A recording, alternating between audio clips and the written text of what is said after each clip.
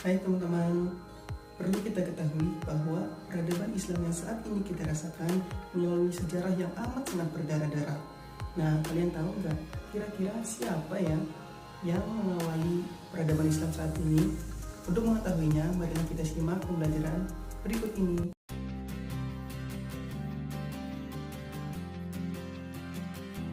Assalamualaikum warahmatullahi wabarakatuh. Selamat pagi, salam semangat. Sebelum kita memulai pelajaran pagi yang cerah ini, marilah kita berdoa kepada Allah Subhanahu wa taala agar kita mendapatkan keberkahan dan ilmu yang manfaat. Nah, pada kesempatan kali ini kita akan membahas mengenai Dinasti Umayyah sebagai pelopor kemajuan peradaban Islam. Pada pertemuan kali ini, adapun pembahasannya yang pertama adalah sejarah Dinasti Umayyah, sistem pemerintahan Dinasti Umayyah, Khalifah Dinasti Umayyah, dan yang terakhir adalah faktor-faktor kemunduran Dinasti Umayyah. Pembahasan yang pertama adalah sejarah berdirinya Dinasti Umayyah. Sejarah berdirinya Dinasti Umayyah berasal dari Umayyah bin Abdul Syams bin Abdul Manaf. Nah, Abdul Manaf sendiri merupakan seorang tokoh Makkah yang memimpin pada masa jahiliyah. Nah, ternyata Bani Umayyah sendiri baru pertama kali masuk Islam pada peristiwa Fathul Makkah, tepatnya pada tahun 40 Hijriah. Pada suatu masa terjadi konflik di kalangan internal umat Islam yang menyebabkan Ali bin Abi Thalib terbunuh. Setelah Ali bin Abi Thalib terbunuh, kepemimpinan di Irak diteruskan oleh anaknya yang bernama Hasan bin Ali.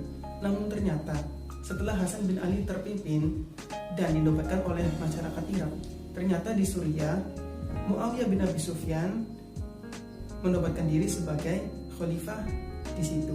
Pembahasan yang kedua adalah sistem pemerintahan Dinasti Umayyah. Sistem pemerintahan Dinasti Umayyah mendirikan yang pertama adalah Diwanul Khotam. Diwanul Khotam sendiri berfungsi untuk menulis segala peraturan yang dikeluarkan oleh pemerintah. Serta yang kedua adalah mendirikan Diwanul Barid. Diwanul Barid adalah suatu badan yang berfungsi untuk memberitahukan informasi terkait perkembangan di provinsi tertentu. Nah, pada masa Dinasti Umayyah ini yang didirikan oleh Muawiyah bin Abi Sufyan, disinilah mulai diterapkannya sistem pemerintahan monarki, yaitu sistem pemerintahan yang bersifat turun-temurun. Nah, pembahasan yang ketiga adalah Khalifah Bani Umayyah. Khalifah Bani Umayyah sendiri dipimpin oleh 14 khalifah. Khalifah yang pertama adalah Muawiyah bin Abu Sufyan, kemudian yang kedua Yazid bin Muawiyah, yang ketiga Muawiyah bin Yazid, yang keempat Marwan bin Hakam, yang kelima Abdul Malik bin Marwan, yang keenam Walid bin Abdul Malik, yang ketujuh Sulaiman bin Abdul Malik. Nah, selanjutnya Khalifah Dinasti Umayyah dilanjutkan oleh Umar bin Abdul Aziz. Umar bin Abdul Aziz ini adalah Khalifah Dinasti Umayyah yang terpopuler serta jasa-jasanya dalam dunia Islam sangat dikagumi. Setelah Umar bin Abdul Aziz dilanjutkan kepemimpinan oleh Yazid bin Abdul Malik, Hisham bin Abdul Malik, Walid bin Yazid bin Abdul Malik, Yazid bin Walid bin Abdul Malik, Ibrahim bin Walid bin Abdul Malik, serta yang terakhir adalah Marwan bin Muhammad. Pembahasan selanjutnya adalah faktor-faktor mundurnya Dinasti Umayyah.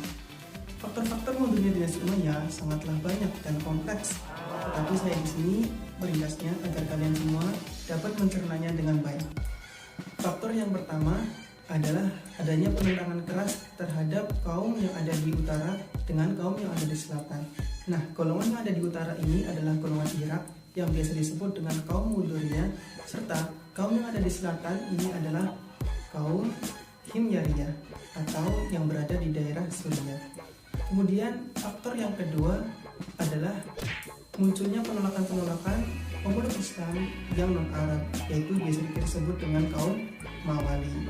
Nah, penentangan ini disebabkan oleh ketidakpuasan terhadap pemerintahan yang dipimpin oleh Daulah Umayyah. Serta faktor yang ketiga adalah munculnya dua golongan utama yang menentang Dinasti Umayyah pada saat itu. Yang pertama adalah golongan Syiah, yang kedua adalah golongan Khawarij. Serta faktor yang keempat adalah melemahnya pemerintahan dinasti Umayyah. Pada saat itu, pemerintah dinasti Umayyah sangat menggembur-gemburkan kemewahan dalam Islam, sehingga mempunyai penolakan atau mempunyai oposisi yang sangat banyak pada saat itu. Serta faktor yang terakhir, yang kelima, adalah munculnya kekuatan baru yang berasal dari keturunan Abbas bin Abdul Muthalib, atau yang biasa disebut dengan dinasti Abbasiyah. Pembahasan selanjutnya adalah profil dan kepemimpinan Umar bin Abdul Aziz. Umar bin Abdul Aziz lahir di Madinah Al-Munawwarah pada tahun 61 Hijriah. Nah, beliau adalah keturunan dari Abdul Aziz. Abdul Aziz sendiri merupakan seorang gubernur yang sangat pemberani dan dermawan.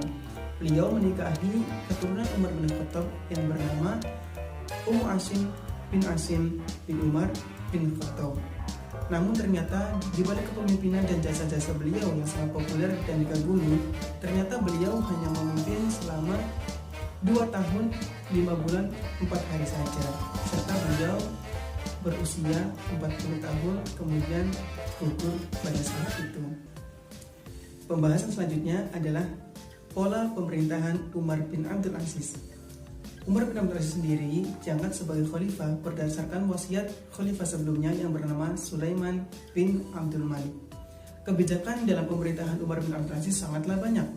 Yang pertama adalah dalam bidang agama. Dalam bidang agama salah satunya adalah yang pertama menghidupkan kembali ajaran Al-Quran dan hadis Nabi Muhammad SAW. Yang kedua mengadakan kerjasama dengan ulama-ulama besar. Yang ketiga menerapkan kembali ajaran syariat secara serius. Yang keempat adalah melakukan pembukuan hadis. Nah, bidang yang kedua adalah dalam bidang ilmu pengetahuan. Dalam bidang ilmu pengetahuan yang pertama adalah melakukan penerjemahan buku-buku ilmu pengetahuan ke dalam bahasa-bahasa tertentu sehingga mudah untuk dipelajari. Yang kedua melakukan pemindahan sekolah kedokteran dari Mesir ke Turki. Kemudian bidang yang ketiga adalah bidang sosial politik, yang keempat adalah bidang ekonomi, yang kelima adalah bidang militer. Dari kepemimpinan Umar bin Abdul Aziz, kita dapat mengambil kesimpulan bahwa Umar bin Abdul Aziz dalam pemerintahannya mempunyai sifat yang pertama, rasa takut kepada Allah Subhanahu wa taala, yang kedua mempunyai sifat waro, yang ketiga zuhud, yang keempat tawadu, yang kelima adil, dan yang terakhir sabar.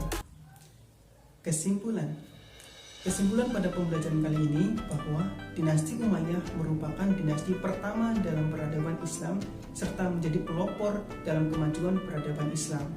Demikian pembelajaran kali ini, semoga bermanfaat.